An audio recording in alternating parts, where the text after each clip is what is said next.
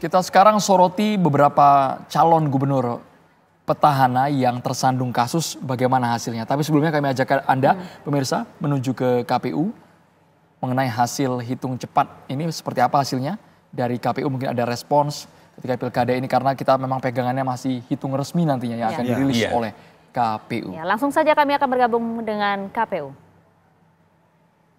Assalamualaikum warahmatullahi wabarakatuh.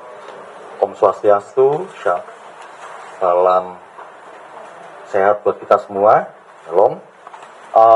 Teman-teman media, terima kasih untuk kehadirannya menghadiri undangan kami dalam rangka konferensi pers terkait dengan update perkembangan pelaksanaan pemilihan kepala daerah yang berlangsung secara serentak di 545 daerah administrasi di Indonesia, baik untuk pemilu gubernur, pemilihan gubernur, bupati, dan wali kota. Malam ini kami ingin memberikan update terkait dengan perkembangan secara umum pelaksanaan pilkada yang dilakukan secara serentak pada tahun 2024, yang secara umum kami melihat semua pelaksanaan berjalan dengan lancar. Hadir bersama-sama dalam konferensi pers malam ini ada Ketua KPU, Pak Muhammad Afifuddin, kemudian ada Ibu Betty Epsilon Idrus, Ketua Divisi Jatim yang bertanggung jawab terkait dengan sistem informasi, termasuk salah satunya dalam konteks pelaksanaan pilkada terkait dengan daftar pemilih. Kemudian ada Pak Idam Holik, Ketua Divisi Teknis, yang nanti juga akan bisa memberikan update terkait dengan perkembangan pelaksanaan pilkada, terutama dari sisi teknis penyelenggaraan. Hadir juga Pak Bernard Dermawan Sutrisno, Sekjen KPU RI, yang beberapa waktu terakhir tentu memberikan update kepada kami terkait dengan kerja dari jajaran kesekretariatan KPU, baik provinsi maupun kabupaten kota. Sampai saat ini, Bapak Ibu, teman-teman semua, nanti akan diupdate beberapa data detail yang bisa diungkap. Tapi secara umum pelaksanaan Pilkada serentak tahun 2024 bisa dikatakan berlangsung dengan lancar. Isu misalnya terkait dengan daftar pemilih tidak terlalu mengemuka. Memang ada beberapa kendala yang sifatnya di luar kapasitas penyelenggara, dalam hal ini misalnya situasi alam di beberapa tempat yang kemudian menghambat. Ada yang kemudian dihentikan untuk kemudian dilakukan pemilu susulan, pilkada susulan ataupun lanjutan. Tetapi semua data dan informasi terkait dengan detail dari masing-masing provinsi dan kabupaten kota saat ini sedang kami lakukan rekap. Nanti akan segera kami juga akan berikan update mungkin dalam 1-2 hari ke depan. Rencananya hari Jumat setelah sholat Jumat dan makan siang bersama, kita akan memberikan update terkait dengan data-data pelaksanaan pilkada. Kami juga mengucapkan terima kasih yang seluas-luasnya kepada seluruh warga pemilih, masyarakat Indonesia yang menggunakan hak pilih, kemudian kepada peserta pilkada, dan kemudian jajaran kami di penyelenggara pemilu yang telah bersama-sama menyelenggarakan pelaksanaan pemilihan kepala daerah secara serentak tahun 2024 berlangsung dengan lancar dan aman. Nanti Pak Afifuddin akan menyampaikan beberapa hal terkait dengan update-update yang sudah disampaikan oleh jajaran kami di tingkat provinsi maupun kabupaten kota terkait dengan pelaksanaan pilkada sampai dengan data yang kami kumpulkan per pukul tanggal 27 November pukul 17 waktu Indonesia Barat. Silakan Pak Afif.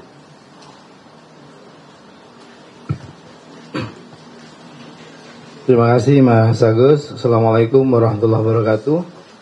Selamat malam, salam sejahtera buat kita semua. Pak Idam Holik, Bu Betty Epsilon Idrus, Mas Agus Melas, dan juga Pak Bernard, Pak Sekjen, teman-teman media yang saya banggakan. Alhamdulillah malam hari ini kami dari KPU Republik Indonesia ingin menyampaikan perkembangan di sore hari pasca pemungutan suara di TPS di hari pemungutan suara 27 November 2024 Pilkada serentak yang kita sama-sama ikuti di hari Rabu ini.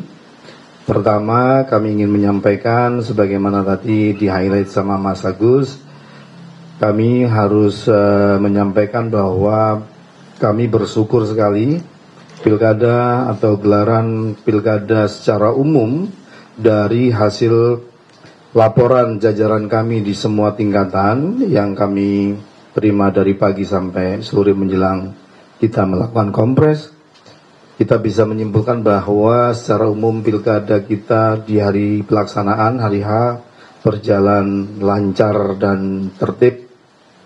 Kalaupun ada hal-hal yang katakanlah kejadian khusus, itu ada yang dikarenakan musibah banjir, ada beberapa alasan keamanan, jumlah dan kejadiannya tidak terlalu banyak. Jadi kami sangat bersyukur karena pilkada serentak di 415 kabupaten kota, 93 kota dan juga 37 provinsi berjalan dengan lancar. Kemudian yang paling penting kami ingin sampaikan di kesempatan kali ini, kami ingin menyampaikan ucapan terima kasih yang setinggi-tingginya.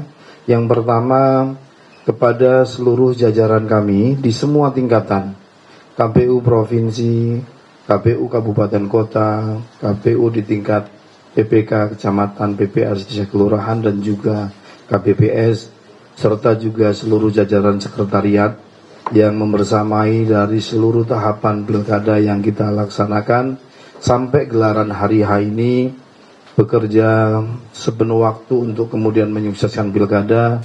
Alhamdulillah pilkada berjalan dengan lancar. Kalaupun nanti ada kejadian-kejadian akan dijelaskan oleh teman-teman yang lain. Kami merasa penting untuk menyampaikan aspirasi di tengah situasi yang luar biasa ini.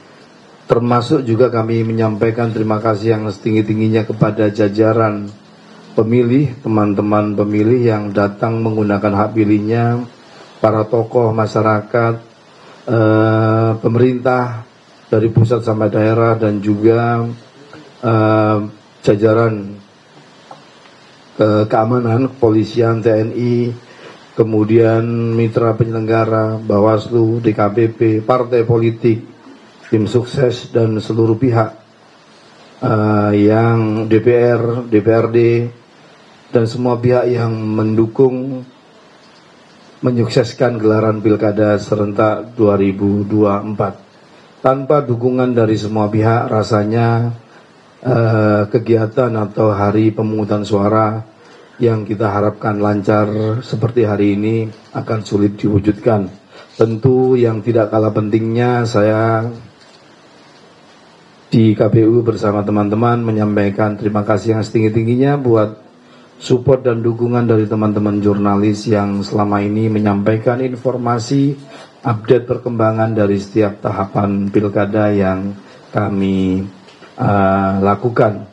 Selanjutnya kami perlu menyampaikan teman-teman sekalian, berdasarkan peraturan KPU nomor 18 tentang rekapitulasi hasil penghitungan suara terkait dengan pilgub, bupati dan juga wakil bupati serta wali kota dan wakil wali kota, kami ingin menyampaikan bahwa hari ini atau penghitungan hasil pemungutan suara mungkin sudah dilakukan di TPS, kemudian nanti akan ada hasilnya disampaikan kepada panitia pemilihan suara PPS, kepada PPK, dan pada tanggal 28 sampai 30 November 2024 ini disampaikan ke PPK. Selanjutnya ada rekapitulasi di tingkat kecamatan oleh PPK, ini akan berlangsung 28 November hingga 3 Desember 2024. Kami akan mengupdate beberapa perkembangan pada saatnya nanti di sini seiring dengan tahapan-tahapan yang berjalan di daerah. Dan kami sudah menyampaikan seluruh jajaran di tingkat provinsi dan kabupaten untuk juga menyampaikan update yang sama ke teman-teman. Kemudian secara berjenjang setelah rekapitulasi di tingkat kecamatan, kita juga akan melakukan rekapitulasi suara di tingkat kabupaten yang terjadwal di 29 November hingga 6 Desember 2024. Tahapan ini mencakup penetapan hasil pemilihan untuk tingkat kabupaten kota. Dan ini penting untuk sama-sama kita sampaikan, termasuk secara terbuka nanti akan ada rekapitulasi akan diumumkan di 29 November hingga 12 Desember ya, untuk di tingkat kabupaten kota.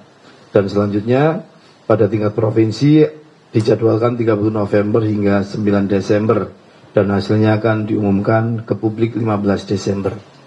Penting kami sampaikan tahapan ini karena kami ingin memastikan dan menyampaikan ke publik bahwa sebagaimana yang kita tahu, hasil resmi dari proses pilkada ini adalah rekapitulasi pasca pemungutan suara. Penghitungan rekapitulasinya adalah yang berjenjang sebagaimana yang sama-sama kita tahu, sebagaimana amanat undang-undang. Dan berdasarkan informasi dari jajaran kami juga, distribusi logistik dan seterusnya juga maksimal, tidak banyak kejadian yang terlalu mengganggu tahapan. Kemudian terkait dengan distribusi, beberapa persoalan yang muncul karena gangguan keamanan, bencana terjadi di beberapa kabupaten, misalnya di Membramo Tengah, karena ada keributan, kemudian juga ada di distrik Kelila dan seterusnya. Kemudian kita juga melihat ada beberapa perkembangan di tempat-tempat lain karena ada peristiwa banjir misalnya di Sumatera Utara di beberapa daerah. Nanti teman-teman yang lain yang akan mengupdate. Kami juga ingin menyampaikan bahwa berdasarkan data yang masuk, perkembangan pemungutan suara di TPS-TPS nanti akan kami update juga perkembangan dari data-data yang masuk ke kita. Jadi kalau teman-teman sudah mendapatkan data dari quick count dan seterusnya, kami juga nanti akan melakukan update terkait dengan data yang sudah masuk ke KPU, termasuk perkembangan Sirekap dan seterusnya.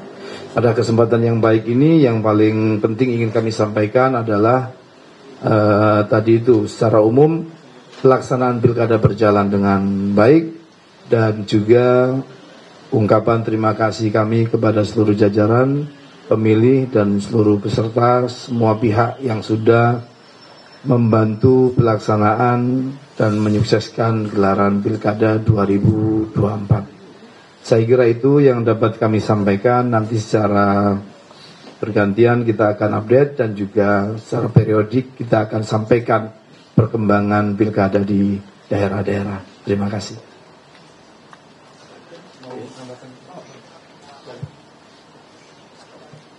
Terima kasih.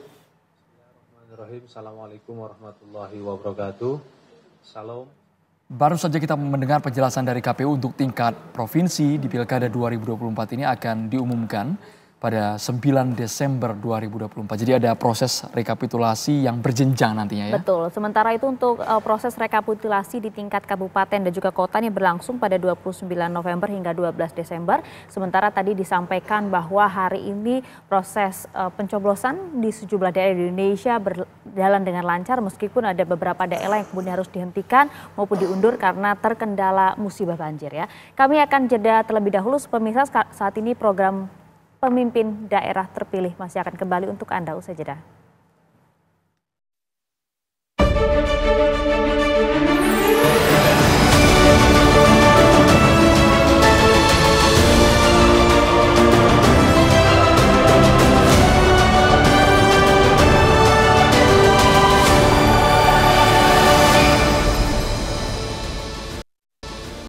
Kita langsung ke Mas Haji melihat beberapa cagup petahana yang tersandung kasus ya, Maria. Apakah memang masih signifikan, angkanya masih ada atau anjlok banget Mas? Ya, Bengkulu Mas. Salah satu ya contoh tepatnya Bengkulu ya, Provinsi Bengkulu.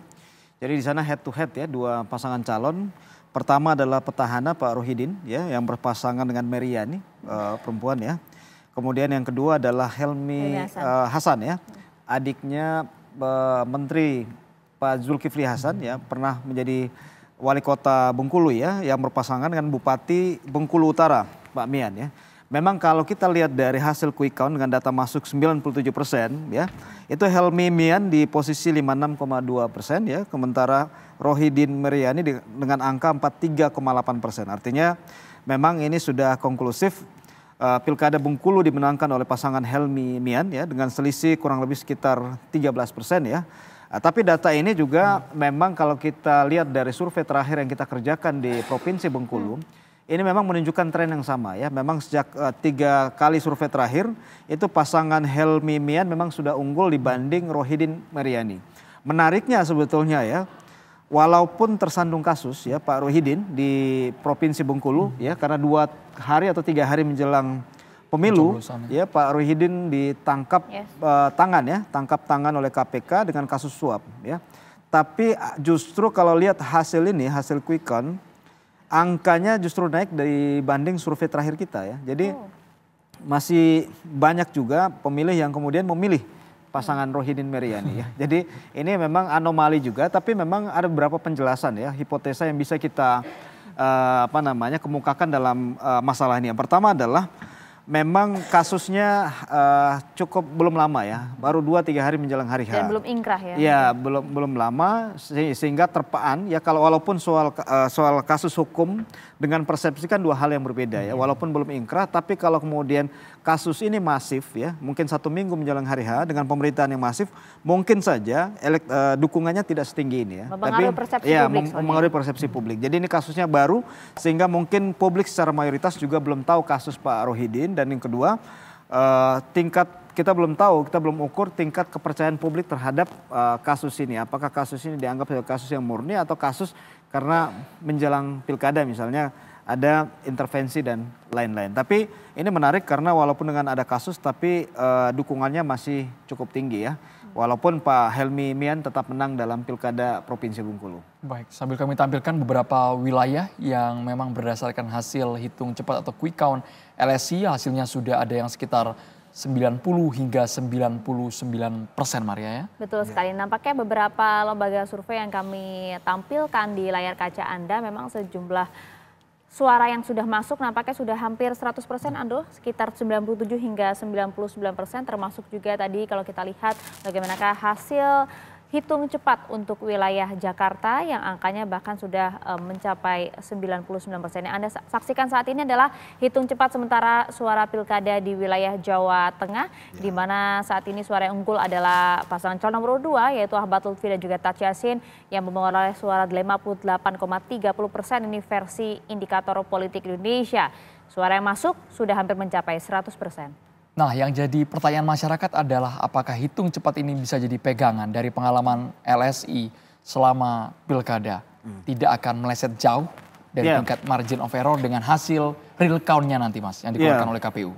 Pertama yang harus kita pahami bahwa quick count adalah hasil pendugaan ya, atau hasil perkiraan suara masing-masing calon karena kita menggunakan sampel ya. Kasus misalnya DKI kita menggunakan 350 sampel ya dari total jumlah TPS kurang lebih sekitar cukup banyak ya, saya lupa persisnya sekitar 14.000 TPS di Provinsi DKI ya.